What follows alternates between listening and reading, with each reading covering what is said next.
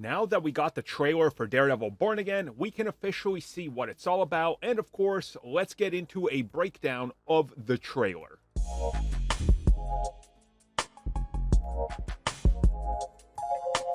So the smartest thing to do when you have a lot of doubts up against you like Marvel Studios does is to bring forth the familiar. Enter the hallway sequence fight or the one-shot, one-take fight, which clearly the trailer opens up with, but I'll return back around and circle back around to this towards the end of the trailer because this is strung together in a very unique way in terms of what they're doing here. But of course, our first shot is Matt Murdock entering the frame and into the light. Speaking of into the light, we then cut to a diner and we see Matt as he's talking to someone. Now, of course, if you've seen the leaked screenshots and videos, you know who he's talking to.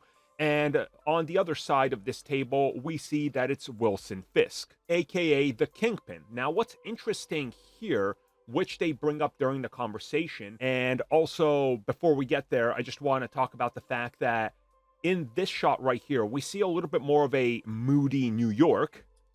Like, the lighting is a lot more moody. There's a lot more grime and, like, gruff to it. The way that they graded it, the thick fog setting down on New York. Visually very cool. Which is followed by a shot of Fisk talking about his friends and family.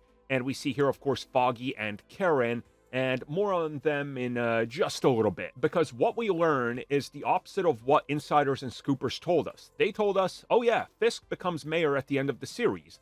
Well, here, the dialogue and what we're seeing, he's already mayor. He's won. So the series clearly pivoted what they're doing with him.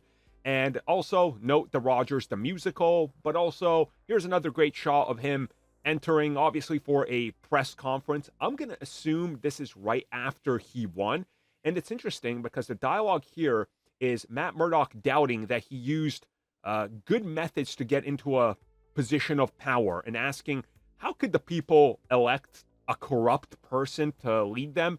And Fisk is like, well, maybe there's a lot more to this that you don't know. And he's kind of playing off the people that are afraid of vigilantes, sort of like playing into the whole, hey, stop them because they're different, right? Like, that's what Wilson Fisk is using to his advantage, and you can get that during the dialogue. This goes all the way back to Daredevil, really in the 70s and especially in the 80s in the comics where they tackled, the downfall of New York, Hell's Kitchen, and the crime. So that's very much still prevalent in Daredevil media today, even though it's been cleaned up since. So they're doing that here. We then got a shot of Wilson Fisk sitting there that then jumps into a character that's, well, painting and putting a split into Wilson Fisk's face here with this graffiti. We'll get back around to him in just a minute.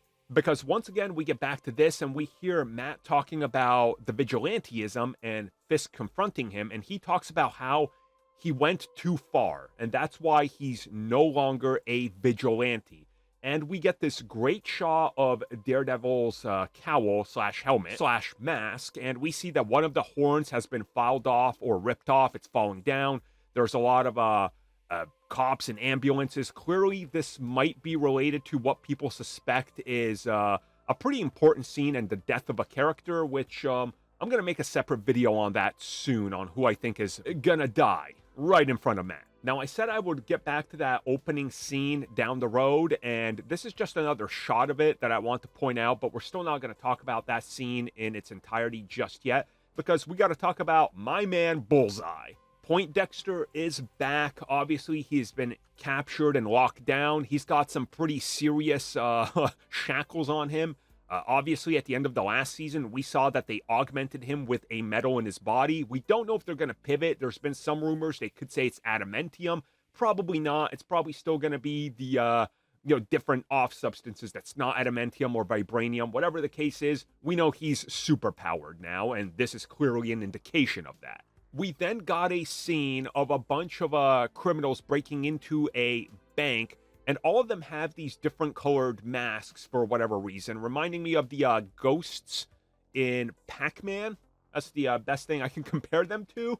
So, yeah, the Pac-Man crime is what I'm going to call them, is attacking. And then a quick shot of somebody walking down the stairs. They're holding something, either a hammer or a hatchet. If it's Fisk, it's the hammer. If it's, if it's a hatchet. It's been held by Frank Castle, which we'll talk about in just a second. A superb shot of the very moody night in New York, and we see somebody coming out of shadows, and he's shadowed. It's the silhouette, and there's a bright light behind him. This is, in fact, Bullseye. He's fully costumed up, but the costume is kind of trash. We don't see it here, but the set photos revealed what it looks like, and it's not good.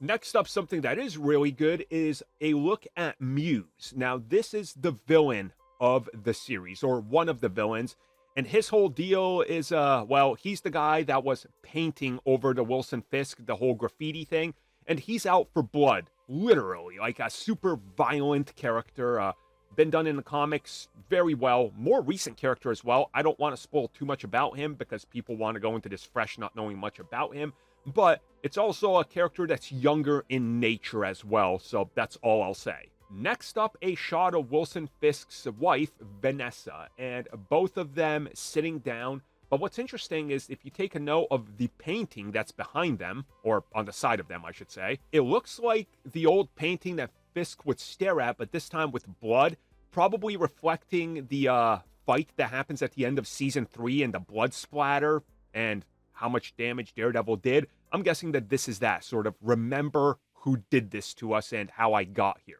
Speaking of how I got here, here's a shot of Frank Castle, the Punisher. He was taking it to Matt before Matt screams at him to stop, and he's holding a hatchet, and he looks like he's kind of lost his mind. Like, we're going to get peak Frank, you know, that Punisher Max style Frank, where he's just like, look, I am the Punisher. There's no more Frank Castle. And if that's the angle they're taking, sign me right up.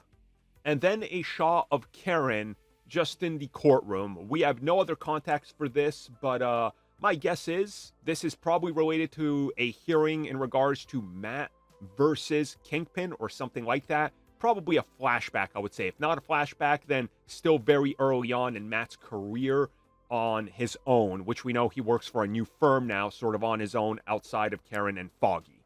Then a shot of James Gandolfini. He was rumored to be playing Wilson Fisk's son or a younger Wilson Fisk. We have no idea who he's playing. If I look at the cars in the back, they don't line up with a time period that's a younger Fisk. So I'm going to guess that there's a twist on this character, or they completely changed who he's playing when the reshoots happened. Next up, the long-awaited debut of White Tiger, finally. And obviously this is a lot more street-level costume. We've seen set photos. But again, you got to give it to them to kind of, work on it, add CG, tighten it up a bit. And I like the mask. The rest of the suit's a bit too baggy. But again, it's street vigilanteism, so it works. And according to all the reports, we're going to be seeing multiple White Tigers. So here we go. We also got a shot of various Daredevil cowls, from silver to red to yellow to black to the standard reddish with a darker hue. Just a lot of colors on here, right? They look amazing. I really like the yellow. Like, I'm super partial to that one. But you see all the colors here, obviously indicating he's had multiple suits.